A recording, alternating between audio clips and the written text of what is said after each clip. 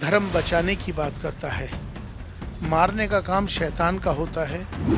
भारत सरकार ने जो अभी कूटनीतिक फैसले लिए हैं और उसका जो सबसे अहम फैसला जो उन्होंने पानी बंद करने का ऐलान किया है, मुझे समझता हूँ कि ये उनके लिए, पाकिस्तान के लिए एक सबक होगा। कश्मीर का रोज़गार ही टूरिज़्म है। अब टूरिज़्म पे ही प्रहार हो गया। टूरिज़्म को वहाँ पर इतना बड़ा नुकसान हुआ है, तो जो वहाँ के जो लोग हैं, जो अमन पसंद लोग हैं, उनको तो तकलीफ़ हो रही है। आतंकवाद का ख़ात्मा ज़रूरी है और उस पड़ोसी देश जिन्होंने ये करवाया है उसको सबक देने की ज़रूरत है। देश की आत्मा पर एक गंभीर चोट हुआ है। पहलगाम आतंकी हमले से पूरा देश सहमा हुआ है और हर कोई इस उम्मीद से अपने प्रधान सेवक को देख रहा है कि कैसे इसका बदला लिया जाए। इस वक्त हमारे साथ देश के चीफ इमाम डॉक्टर उमेर इलियासी जी हैं। साहब, पाकिस्तान ने कश्मीर में जो कुछ किया है ये क्या है, इसे कैसे देखें? बहुत ही निंदनीय है, बहुत ही दुखद घटना हुई है। ये प्रहार भारत की आत्मा पर है और गहरी चोट लगी है। 28 परिवार उजड़ गए और देश का एक एक आदमी गमगीन है, दुखी है। बहुत इस समय में, इस दुख की घड़ी में हम सब एक साथ हैं। सबसे पहले आज हमने, चूँकि जुमे का दिन था, आज हमने पूरे भारत की सभी मस्जिदों को ऐलान किया था कि अपनी मस्जिदों से सब लोग उनको श्रद्धांजलि देंगे, उन शहीदों को, और उनकी आत्मा की शांति के लिए दुआ करेंगे। और उसके बाद आतंकवाद के विरोध अपना ऐलान करेंगे। आज सब ने इस बात को माना। सभी मस्जिदों से आतंकवाद के विरोध में ऐलान हुआ, उनकी आत्मा की शांति के लिए दुआ हुई, श्रद्धांजलि दी गई।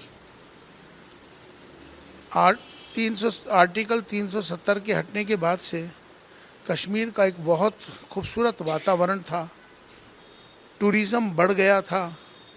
कश्मीर में पूरी दुनिया से लोग घूमने आ रहे थे। कश्मीर और कश्मीरी बहुत खुश थे।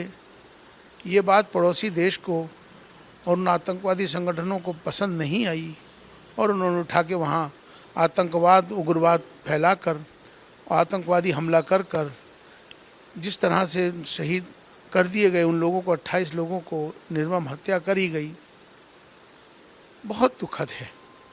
दुनिया में ये कौन सा धर्म, कौन सा मजहब है जो इंसानियत की हत्या सिखाता है? क्या ये धर्म जिहाद है?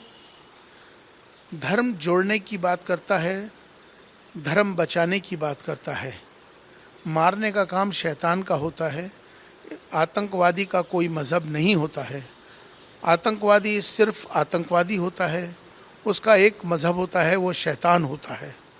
शैतान का काम ही है मारना, इंसान का काम है बचाना।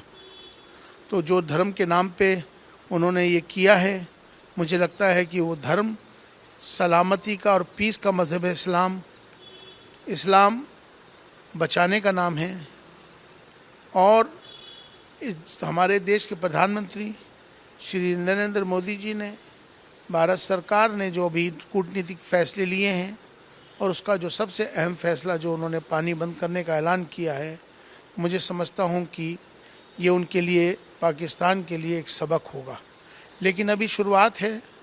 अभी ये देखिए, आने वाले वक्त में भारत सरकार, मोदी जी कोई कठोर, कोई बहुत सख्त फैसला लेंगे और इसका जवाब उनको उसी तरह से दिया जाएगा। इमाम साहब, इसका क्या जवाब होना चाहिए? ये जो क्रूर नृशंस हत्या हुई है, क्या मोदी जी से क्या कहना चाहेंगे? देशवासियों को क्या पैगाम देना चाहेंगे?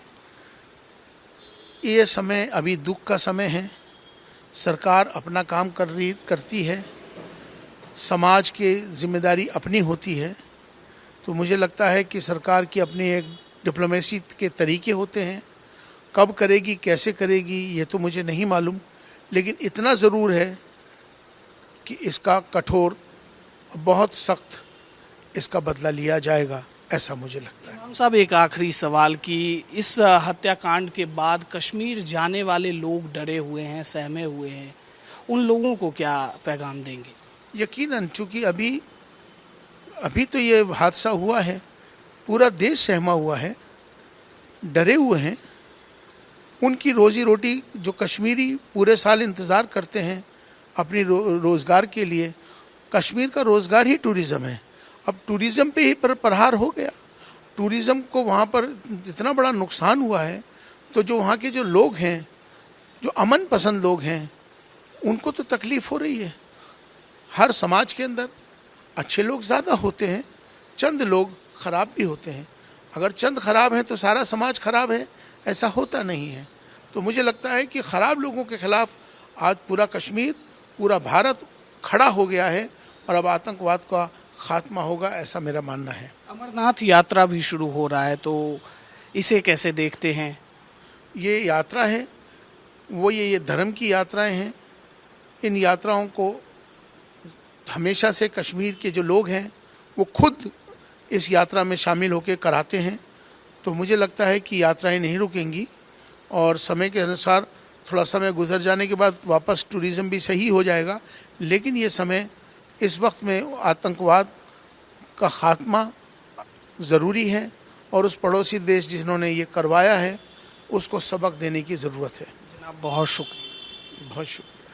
तो ये थे हमारे साथ देश के चीफ इमाम डॉक्टर उमैर इलियासी जी। इन्होंने हर विषय पर गंभीरता से बातचीत की और पीएम मोदी को भी एक संदेश दिया, साथ ही देशवासियों को भी एक संदेश दिया कि देश में अमन चैन होना चाहिए, ना कि आतंकवाद। वीडियो जर्नलिस्ट रेहान खान के साथ मैं राकेश चौधरी, विस्तार न्यूज़, दिल्ली।